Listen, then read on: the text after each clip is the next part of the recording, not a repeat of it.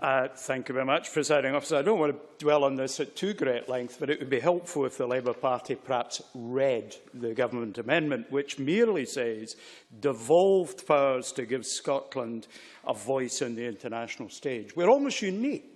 The Catalans have a constitutional right to be part of the Spanish delegation. The Flemings have a constitutional right to be the Belgian delegation. The Italian provinces have a constitutional right to be part of the Italian delegation. And I can keep on going. Whereas when the Labour government was in power at Westminster, Gordon Brown expressly forbade the Scottish ministers and their delegation from being inside the conference hall. Thanks to the Maldives, we were able to get a temporary seat in the hall and network with the appropriate people. That's all we ask. Parity with other sub-states around the world, and that's all that the motion says. However, let's talk about the substantive issue before us, because there is, I hope and believe, a continuing consensus on the need to tackle climate change. I want to just rely on a definition of the environment, which is not limited to the natural world, but includes surroundings and conditions in which a person lives or operates. And I think the ethics of the effect on individuals around the world is a very important part of the debate on climate change. And developing countries in particular pay the price for our climate profligacy. And when I say our climate profligacy, I encompass all of the developed world, including Scotland, but by no means limited to Scotland. We've heard reference to Mary Robinson, a good friend to action on climate change and a good friend to Scotland.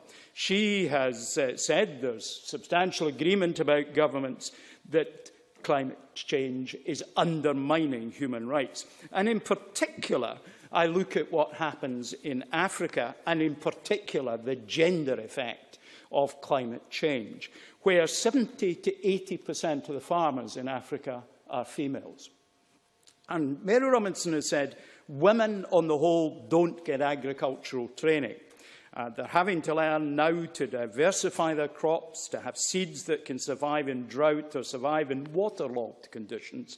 And so there's a disconnect between even the donor community for this agricultural training, mainly focusing on men, as it does, and who's actually doing the farming.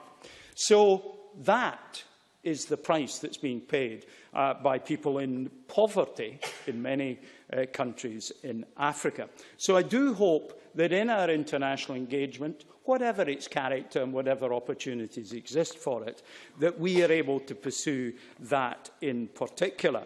Because the gap between men and women and the effects on it is very, very substantial indeed. Now, I wish the Minister extremely well in Lima.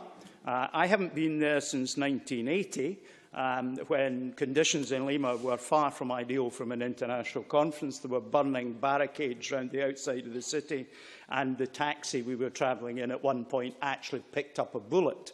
I survived by 2 feet. So I hope that the Minister has a more satisfactory visit to there. I hope that we can continue to tell the message of building on the 29.9% reduction in our emissions over the last 14 years, that we continue to lead by example and articulate the reality of the economic opportunities from tackling what is a moral problem. Presiding Officer.